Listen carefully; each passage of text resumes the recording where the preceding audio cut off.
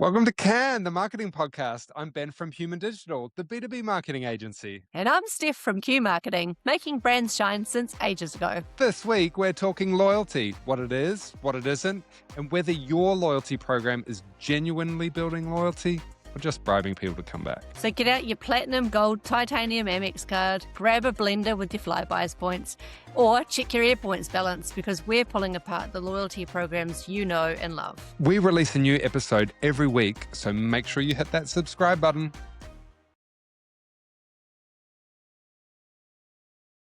Hey, Steph, how's your week going? Pretty good, Ben. How about you? What's been happening this week? Well, we have had an action-packed week. It started with the weekend, and I went to Homegrown, which is a music festival, which was in Hamilton, of all places. Apparently, Hamilton is the birthplace of Homegrown, but a lot of Oh. people remember it for Wellington, where it's been for I don't know how many years. Now, But yeah, it's back. it's still Jim Beam homegrown? It's still Jim Beam, and there's a lot of representation by the different radio brands, which is really cool. So each one kind of has their genre of stage. There's a rock and roll stage and a pop stage, and yeah, it was very good. I thought there was only one stage and one kind of demographic, so I'm super interested that you went to Homegrown. What was your highlight? Highlight was Stella, big Stella fan. So yeah, love the tunes, and yeah, I think from memory there were 5 stages. Wow, And that's way bigger than I thought it would be. yeah, it was big. It was very well done. Fingers crossed they got the numbers that they were hoping for and they run it again next year. Nice. So I think it's great to see each region kind of having its own thing. Electric Avenue and Christchurch. You've got a lot happening in New Zealand. Laneway is one of the big Australian brands that are coming over here, as well as doing Laneway in Sydney and in Melbourne. I feel like you've been to just about every large event this summer, and which makes me think maybe we should do like a music and marketing topic. Definitely. And I think we're both going to Symphony this weekend. One of us is going to America, and so one of us cannot go. Yeah. That's right. Yes. But I think you did have a ticket, do I recall? Yeah, absolutely. Yeah. Yeah. And you found a home for that ticket? Yes. Good. And what else has been happening in your week? Well, both of us yesterday were at the second live Canned podcast, which was at the B2B marketing conference. We were talking about big ambitions, small budgets, and we were joined by Fiona from Noel Leeming and Anna from Sticky Beak, and we had so much fun. It was a really good chat. And I think what was really cool, it's no secret, B2B marketing is not my deep area of expertise, but I think this whole idea of big ambition, small budget hits everyone. It's not just it happens in B2C as well. And I think, I really it sounds like this was something that really resonated with a lot of people. Was there's always somebody with more budget, faster resources, etc., come out and get you. Yeah.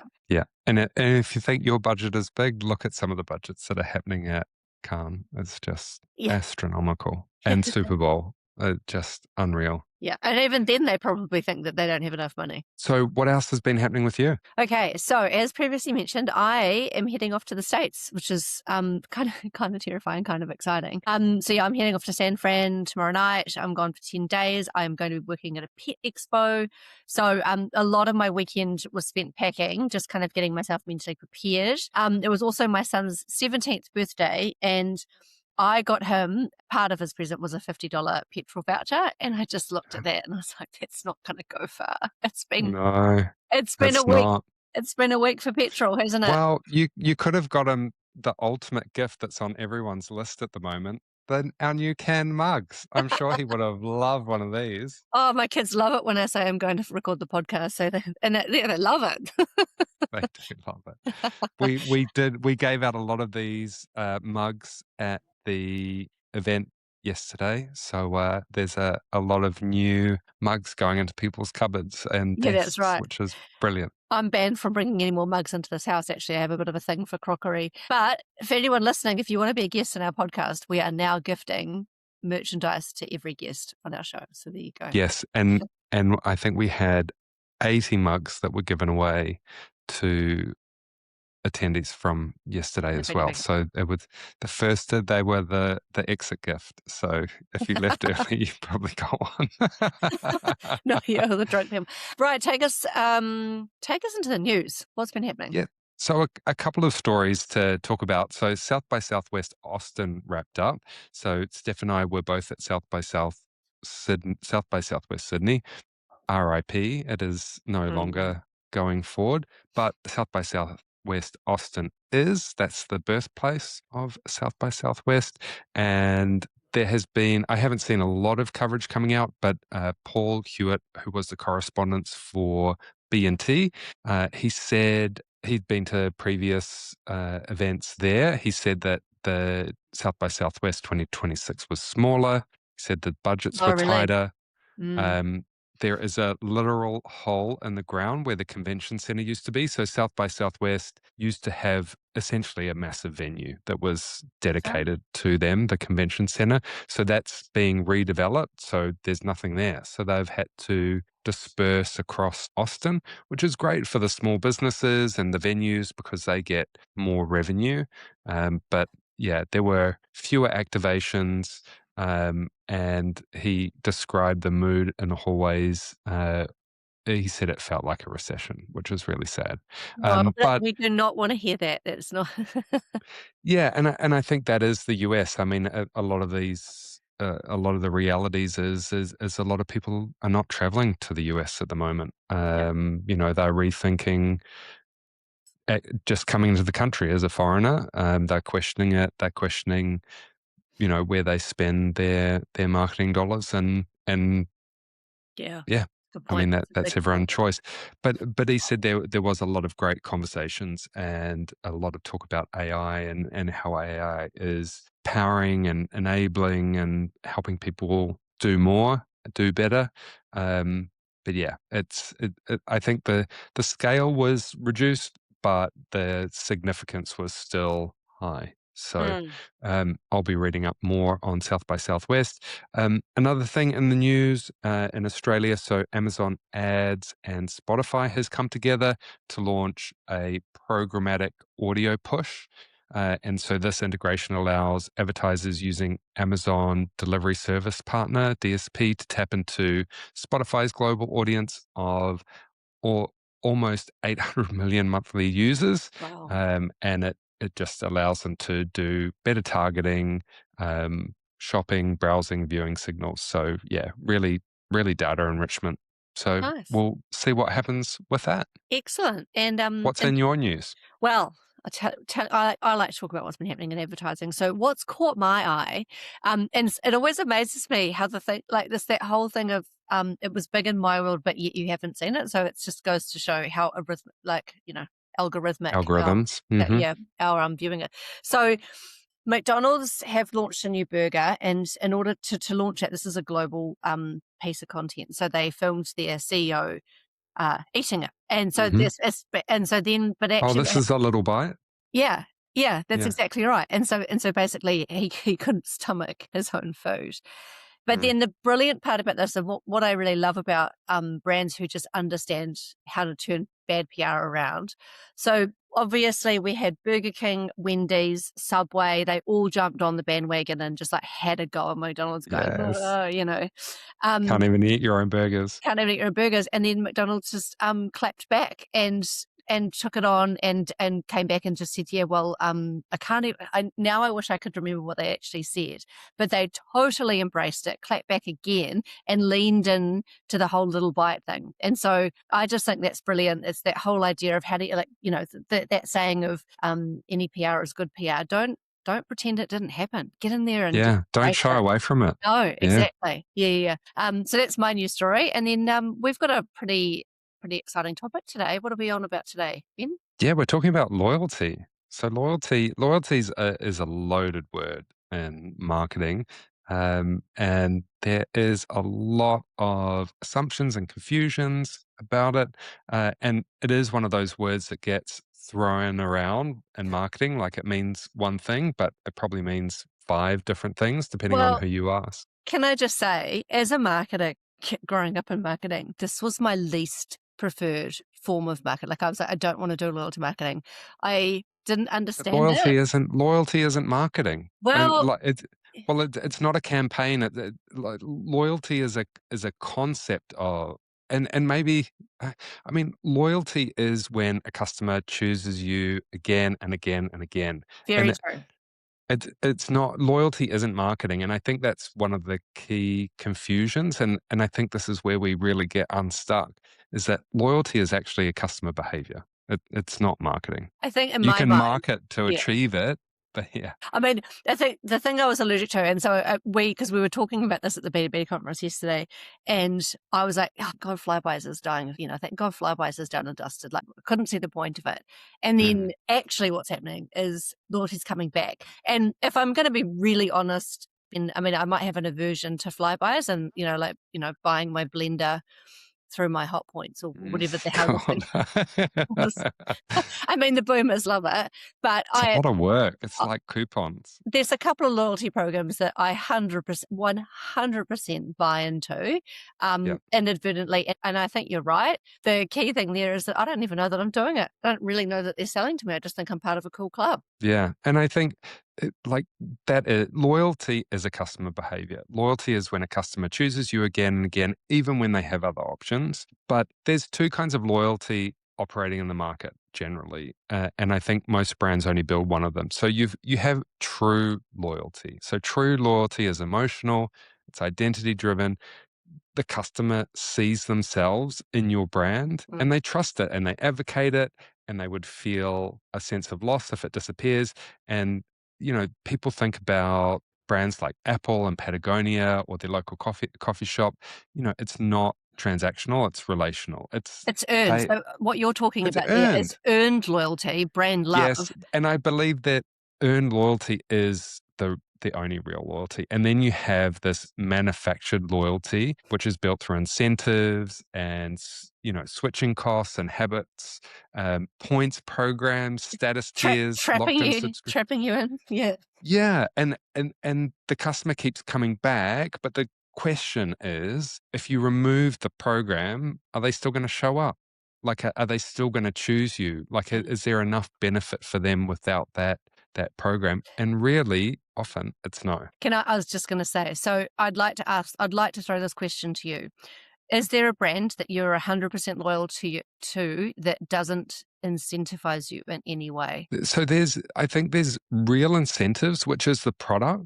Like, is the Yeah, product no, good? but they're not. Is it But you're adding not value getting a to your life? point. But you're not getting a point or a gift. Is my I would say Apple. I'm loyal to Apple. And I think and I'm loyal to Apple because it's a great experience, but also that they typically wall you in. Like the Apple Watch only yeah. works with the Apple phone, and if you've got the Mac and the TV, which I do, uh, I keep buying iPads even though I don't use them. And Ben's it's house is bad. It's not good. littered with iPads. It's just, yeah, no, I've gotten rid of them. Every now and then I'm like, oh, I feel like I need an iPad. Like, I really do not need an iPad.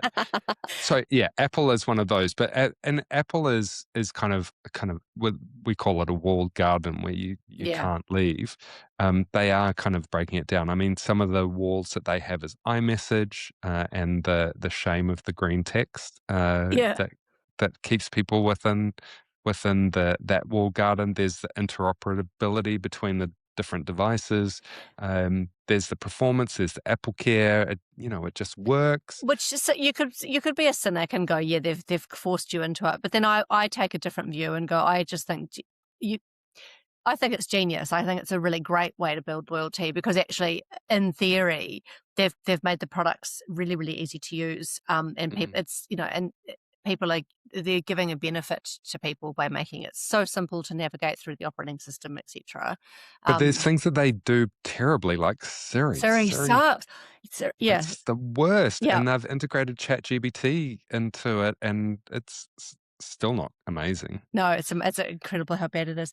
Can I talk about the brand? I mean, not that you're Yeah, asking, but what's your? I am. do I'm you curious. do you want to guess? What would I be? Labubu? No. Okay. Silence. Les Mills. They Les don't Mills. they don't Yeah. incentivize me in any way, shape, or form to be, and in fact, Ben, they didn't even say thanks for being with us for 10 years or 20 years. They didn't even get a little thank you note. But Rude. Rude. But again, and I won't dwell on it, but it's that whole idea that there's something, there's a benefit there to me that has made me incredibly loyal, and in no way, shape, in fact, it just costs me more money than Mm. to go somewhere else. But I've They, retained. they actually have great value. I mean, the what you get for that membership fee if you take advantage of the classes and everything, it's amazing value. Yeah, And actually, they do run little competitions every now and then. They have just finished a little campaign. What did they call it? the I'm six looking at week my app six, here. 6 week challenge, Ben. Are you The looking 6 at your weeks points? challenge? Yes, and the points and yeah, I mean, I go regardless. I did reach the 500, but, I am currently, 1,764th in the rankings. Let's talk about how we've all been bought with loyalty programs that we are sort of locked into. And I think a classic one here would be airlines. 100%. Yeah, airlines is that it's that status. I mean, airlines lean in, A, with points, but they have that Mm, that double barrel thing where you've got not just your points, but then you've got lounge access, you've got boarding before everyone else, like everything that makes you more important than anyone else or feel that way. And that it's got I think so many people are subscribed now that they're having to tier the lounges. And Qantas did this yeah. early on, and some of the American ones do, where you have up to 4 different levels of lounge depending on your status. And it goes from the basic entry level lounge to the business lounge to the first lounge, and then sometimes they have an even higher tier than that as well. Yeah, it is. They really lock you in. And Uh, and in some cases, I mean, I would say too, you almost sometimes engage in irrational behavior to reach, like it's that whole idea of a really great loyalty program mhm. is almost getting you to do things which you know are financially not viable. So going and like to get your extra air points to get to the next status level, to go and shop at Mitre 10, to buy something that you potentially didn't Well, need. I know people that are worse. I'm not going to name names, but I know people that will take an international first class trip just to keep their tier of points. They will spend up to $10,000 just to do a weekend away, and Yeah. to keep a status. I mean, good for them. I mean, and that is tapping into this unmet need, right? Of going, feeling more special, and that I think at the crux of a loyalty program for a business is how do we reward our loyal customers? How do we make those people feel really special? What is it that we're tapping into? And I mean, the psychology in airlines is amazing. That whole idea of going, everyone's equal. No, no, they're not. Not until you're sitting in the front of the airplane, or you. Mm. And I think, a lot of people, you said at the start that people are leaning back into loyalty. And there's a few forces that are making loyalty more important and harder to earn. So acquisition costs are climbing. So this is the cost to get a new customer. So that keeps on going up. People's attention are spread. Digital advertising is more expensive, as is every other channel. Uh, you know, it, I think it's almost doubled in the last 5 years across most categories. And retention isn't just a nice to have, you have to have it. Well, it costs money to get new customers, right? It So does, then that. exactly, and Yeah. that cost is going up. You then also have more choice. So, this isn't the same in every category. We're not seeing a lot of new airlines pop up, Mm. but in Australia, you've got Qantas, you've got Air New Zealand that flies there, Jetstar, you've got some local carriers. Then you also have the international carriers that are coming on. But pretty much most categories, you're flooded with options. So you can switch brands, you can switch banks, you can switch telcos. There's not much friction left in purchase journeys. So the only thing holding the customers in is their genuine preference or a well-designed incentive structure. And it's a great way to signal premium queues, right? Because if we go back to airlines, Jetstar aren't offering a loyalties, although actually you can join the Jetstar club, to be fair. Yeah, you can join the club. Yeah. It's kind of like, it's you're spending money to be part of the club, and that kind of it's that loss aversion. It's like Sam's Club and Costco. Yeah. It's designed to be, oh, I'm paying for this, so I should use it. Yeah, Uber interestingly has done that same model where you can get, you pay a monthly fee and you get a discount, This strike definitely to drive have that behavior. have you done that? You strike me as some No, Oh, goodness, no. yeah. No, but maybe I don't know. I have a love-hate relationship with Uber. Also, subscriptions, which we've talked about, have Mm. changed everything. So the subscription economy, which is huge in the US, it's not as prevalent in Australia and New Zealand, but it's trained consumers to think about ongoing relationships with brands. It's not just about one-off transactions, and that's great for your recurring revenue, but it also means that customers are constantly reevaluating whether you're worth the monthly fee. Do you know, I heard a great stat about this the other day because it's just thinking about Amazon Prime and Mm. and this is particularly prevalent in the States. Obviously, so much purchasing is, like you say, done online and particularly via Amazon. And you sign up to Amazon Prime and you get next day delivery as part of the service. There are the buyer behavior when you're part of Amazon Prime is you will choose an item that is more expensive just Mhm. so that you can have it delivered for Yeah, free. faster or for free. It's Yeah, it's and yeah, I bought it's something on counterintuitive, but it it's happens. 100%, and I bought something on Amazon today, and and I was very hyper aware of the marketing all the way through that purchase journey. Big blue boxes circling Amazon Prime, like they are pushing so hard to Yeah. to to to do that. Yeah, And they were big at Cannes. I don't know if you visited the Amazon, part on the beach. They were a little bit further along from everyone else, but they had a huge setup, and it was very cool. yeah, But yeah, they are pushing Prime big time, and especially in Australia and now New Zealand as well. I feel yeah, like they've reached peak in the US, and they're really going hard in other markets. yeah, So let's talk about how to drive loyalty. And I think this is where we're going to talk a bit more about loyalty marketing, which is different to loyalty. yeah. And so this is like these are the programs that brands use to essentially pay Yeah, for loyalty. okay. So the first one is you've got points-based programs, and I think we're all familiar with that. And this I is like I hate a you bloody spend money, you earn points. This is Yeah. and do you know why? This is the maths. This is a maths issue for me, and this is my problem with Flybuys because the value of the points can change.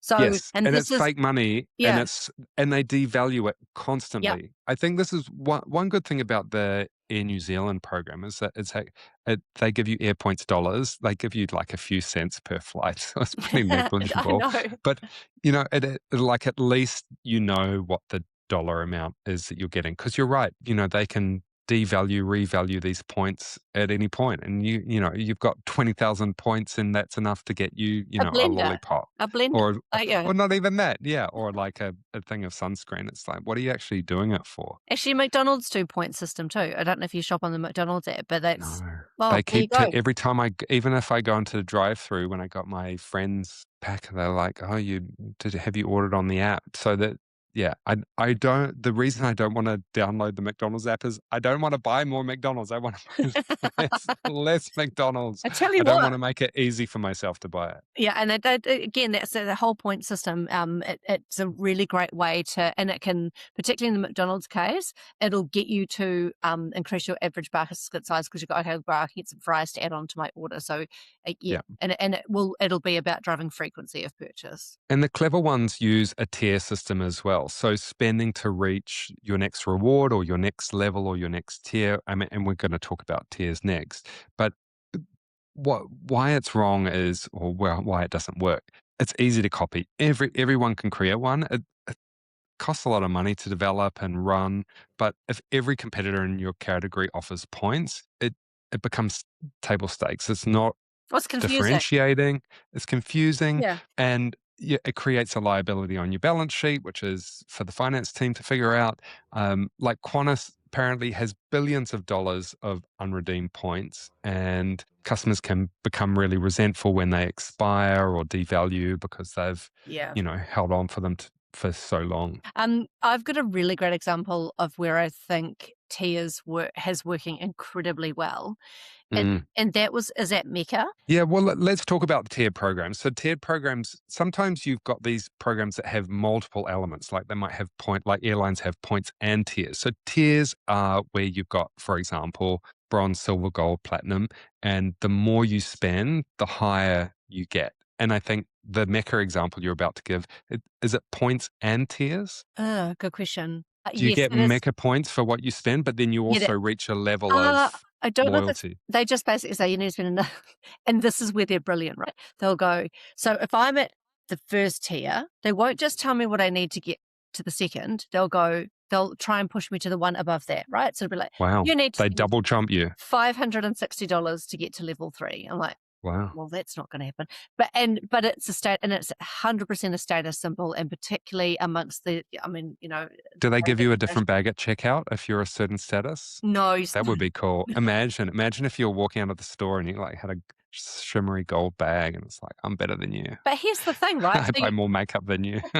You get your special beauty loop box. So this program's been around since 2010. So you get your special beauty loop box, and it's got samples in it, which is great. But the really interesting thing here is you can get that box for free if you come into the store. But if you Right. spend $20 online, then you get the box sent to you. So like if you can't be Okay. bothered going into a store, you've still got to pay $20. You got to buy something to get the Mm. box for free in inverted Free. commas. Yeah.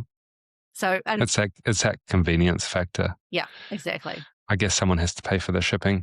Um, you know, this is tapping into something really human, the tiered status, and it's that desire for status and recognition, and we all have it built into us. They're creating aspiration, and people, as you say, will change their behavior, like, flying for a weekend just to get a points uplift. Isn't Amex a wonderful example of this? Isn't this it's a whole psychology around the color of your Amex card as well? It is, yeah, and I'm a big fan of American Express. I did work for them in London and New York, and they do it well. They do a lot of things really well. So this is an example of both a points-based program and a tiered status program, and they have a cashback card as well. So it's leaning into one of the other ones. But yeah, American Express is at its core a points-based system. So you earn American Express points, and you can use those on pretty much anything, including cashback. So you can transfer it to your airline partners. You can transfer it to Qantas or Air New Zealand hotel partners. You can use it for statement credits, so you can kind of cancel lines on your statement and not have to pay them. Plus, on top of that, they have a tiered card structure. So they have green, which is the basic, gold, platinum, and centurion, which is the black card. Oh, And each tier unlocks different benefits. You often have to pay a higher membership fee as well for each card. So, that goes back into that kind of Costco, Sam's Club. I'm paying for it, so I should be using it. Um, they've got every recipe of yeah. membership and loyalty they've baked in, and the platinum card, which is yeah. So talking about luxury, which we covered in a previous episode, you can't just get a Centurion card. You have to be invited Yeah, to get a Centurion card. So you have to spend a certain amount. I'm pretty sure it's about 100,000 US on your platinum card in order to be invited to apply for a Centurion card. So, it's very exclusive, invite only, great benefits, airline yeah, access, airline lounge access. Yeah, just they know what they're doing. But on top of that, they deliver an amazing product. And I think this is the other thing, is that you still, even with a loyalty program, won't make up for a shitty product, a shitty customer experience. no, If you're failing at that, fix that first. Like, a loyalty program isn't going to fix your business. You no.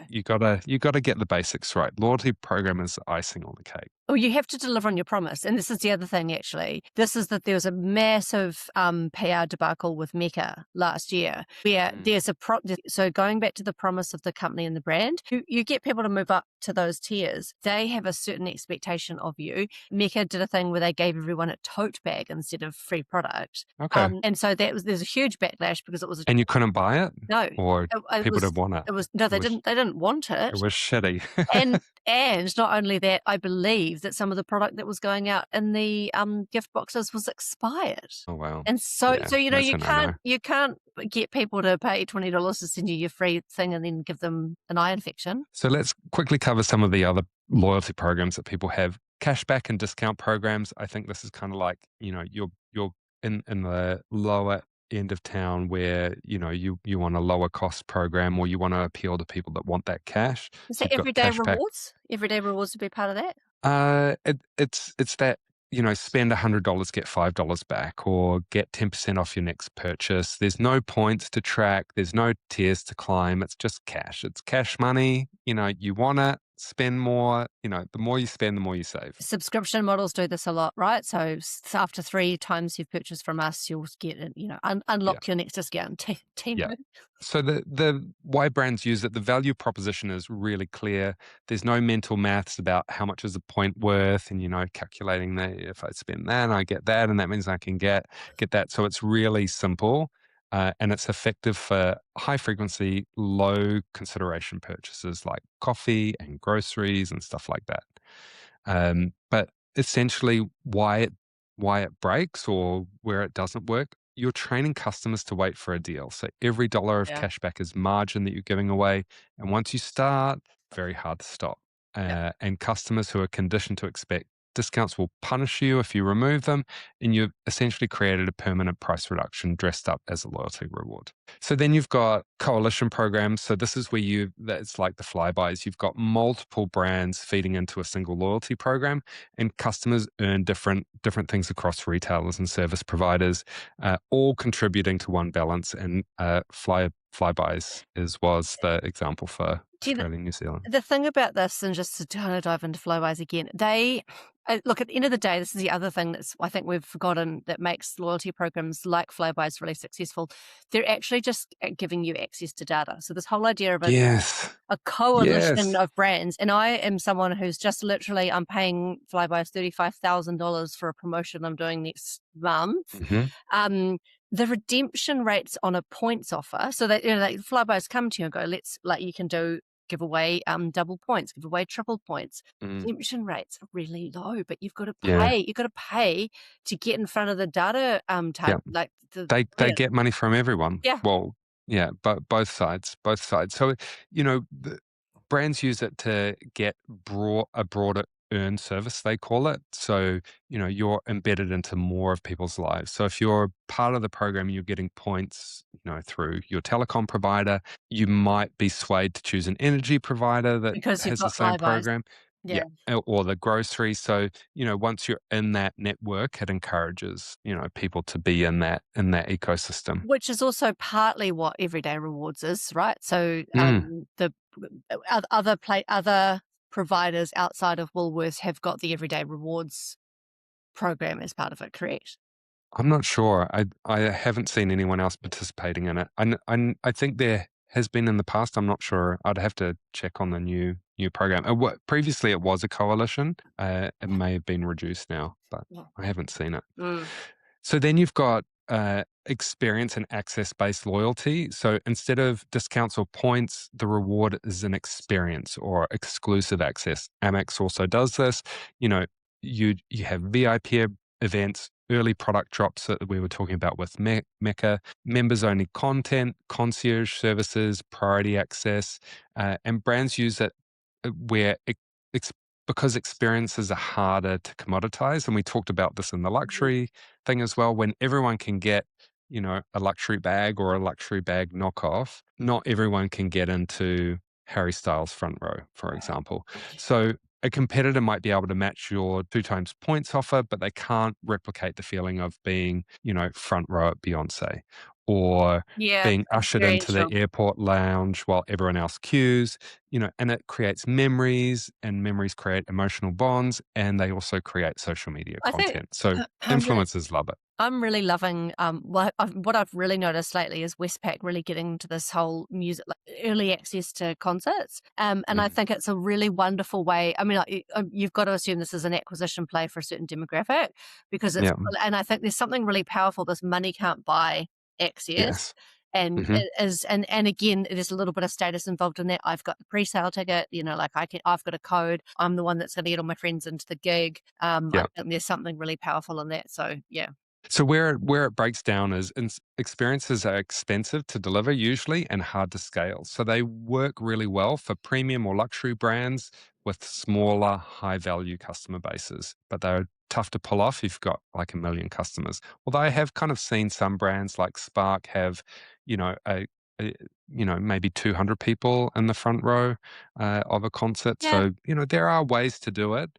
Um, so then you've got subscription, which we've already talked about. So locking people in, where the customer is committing to an ongoing relationship because of a integration into a payment system, discounts, maybe over time. I mean, Amazon Prime is in this category. Mm, And once a customer is inside, every interaction enforces a new one. So, it's your Kindle, your Prime, it's that repeat, repeat, repeat, and lock in. So that those are essentially the main forms that loyalty marketing comes into, and they're all trying to do the same thing, which is get loyalty from the customer, which means the customer loves you. But I love the way that you say organic is how you do that without a loyalty marketing program, yeah. and loyalty marketing is kind of like where you try and buy someone's loyalty. And I think that one of the watchouts in loyalty programs, if we want to use that term, is they can cost you if they're not structured correctly. So I think part of this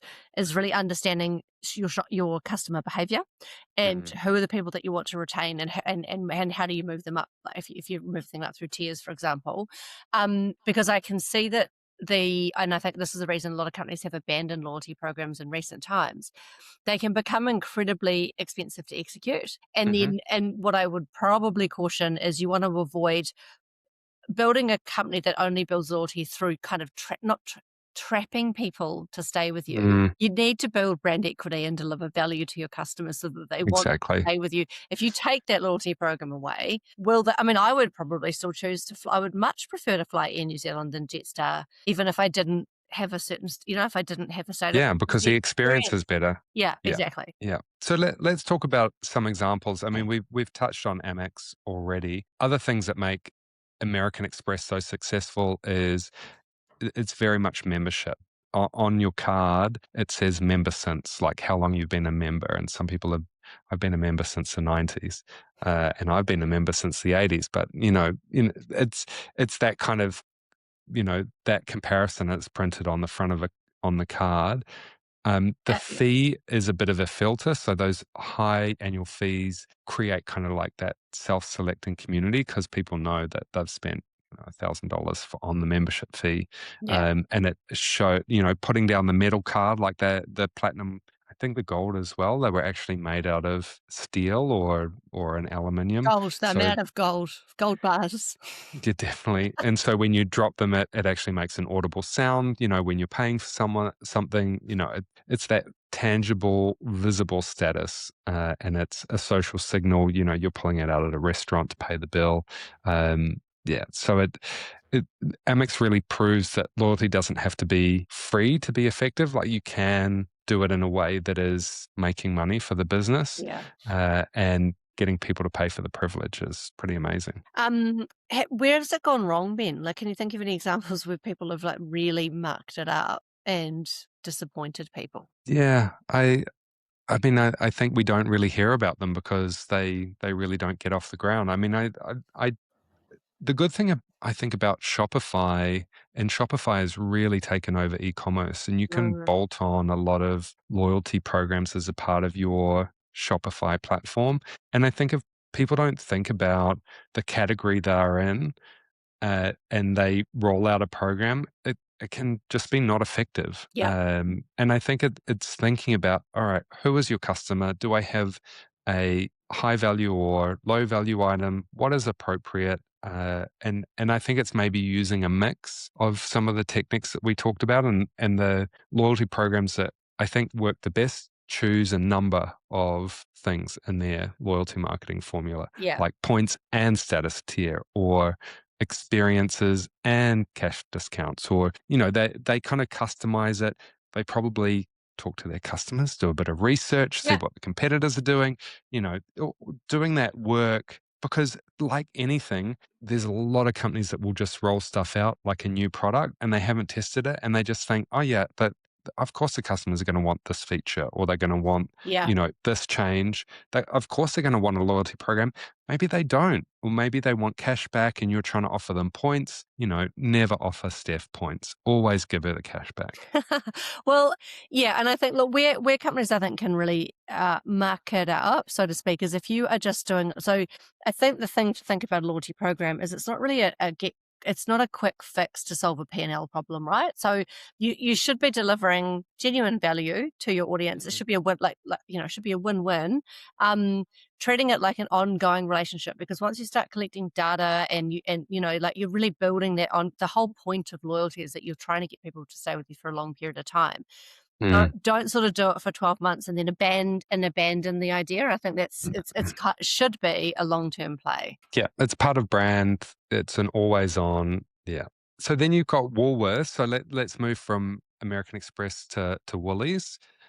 So Everyday Rewards is the program they've got both across New Zealand and Australia, where Amex was about aspiration, Woolworths is about utility. And it's the program that sits quietly in the background. Like, you're always scanning it. You know that you don't have to pay for it. You're just giving away your All precious your data data. every time you shop. Yeah. And it just builds up in the background. And every now and then it's like, oh, do you want to use your $15. $30 What do you, or what, for whatever it is? Here's a question for you. Um, What do you spend your vouchers on? I just add it whatever I'm buying. It's just like I'll use it as a cash off whatever my because it comes out I use the self checkout and it's like, oh, do you want to use your $20 Oh, discount this time? I save it for an Yeah. extra bottle of wine. I thought Nice. that's what most people Yeah, no, I just use it and I use the cash back. take. I don't need another bottle of wine. Fair enough. Yeah. So what makes it work? Data is the real product, where I think everyone really understands that if it's free, you are the product. 100%. Yeah. And then flybys, that's a coalition model. Yeah, really different. It worked until it didn't. Um, yeah, I think it might still be going in Australia. I have to check that out. Yeah, exactly. And then you've got the airline program. So Qantas and Air New Zealand, you've got frequent flyer, you've got status points, you've got status tiers, you've got redemption gifts, you've got everything. Both Qantas and Air New Zealand. And on top of that, usually, although every airline kind of gets shat on, there's always a little bit of service disruption and delayed flights and No, things. yeah.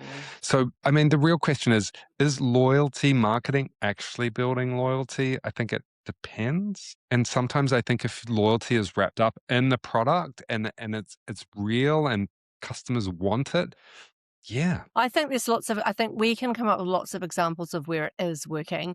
I'm sure there's been lots that we've been part of. In fact, I could probably open up my phone and look at some apps and go, absolutely not, that wasn't going to work for me. Like, there's a Dick's, for example, there's a Dick Smith Club, gives you a discount on shipping when you buy something. It's not offering me much else. Can't be like, No. and then you get spammed, like basically then just signing up to someone's email list. Yeah. So yeah, I'm sure there are many, many, many that have tried to sign up to loyalty and have absolutely been rejected, but we don't remember those ones because we've ducked out of them. We've just gone, not for us. Yeah. And let's be real, data is the real game. And I think that's a real value. And if you can use that data to improve your business and give more value to the customer, amazing. Like use that data for good. Use it to improve the customer experience. Use it to, maybe improve your margins as well, which will always happen. But Stay yeah, solvent. be smart. But I think, what's happening with loyalty, I think loyalty will still be a key part of the marketing mix, loyalty marketing. You've got personalization at scale. I mean, that's really what AI is powering, and getting, really specific. Like I've heard some um, pretty horror stories where AI is being used to charge the maximum possible price to a customer that it thinks the customer can afford. But why not switch that on its head and offer the most value you can to that customer? Wouldn't that be amazing? Like, community is loyalty, and I think there's brands that draw community around. Like Red Bull does this a lot. They're sponsoring extreme sports. They're building communities. It's not really loyalty, but it's No, but you're community building building. the whole, yeah, and that's another whole thing in itself, right? When you build a community around your brand, you're actually building out loyalty without having to pay for it. because Yeah. again, it's that value exchange and a Yeah. long-term relationship. Absolutely. And then you also have the death of the plastic card, the loyalty card, everything's going on the phone. And if everything is moving onto the phone and the physical card disappears and you lose that tactile in your wallet reminder, like what replaces that? It's the Apple Wallet, obviously. And Mm. Apple Wallet is getting smarter and it's, oh my God, it's advertising at you already. And it's a lot. Yeah. Awesome. Good episode. Yeah, that was, I mean, so much to uncover, right? But I think really useful because I think, like it or not, whether we want to be in it or not, we're either really loyal to a brand or we are 100% part of at least one loyalty campaign. Yeah. And I think to summarize, don't do loyalty just because you can. Mm, Bake it into your strategy. Ask your customers if they want it and what kind of loyalty program they want. Do your research. But similar to doing a mobile app, it's not for the faint hearted and you have to be in it for the long term. exactly. All right, we'll see you next week, Ben. See you next week. Can the Marketing Podcast is brought to you by Human Digital and Q Marketing. Our editor is Bruna Barbosa. New episodes drop weekly, so tell your friends and colleagues. If you enjoyed this episode, make sure you follow and subscribe to Canned wherever you listen. Apple, Podcasts, Spotify, and if you want the full visual experience, check us out on YouTube. See you next week.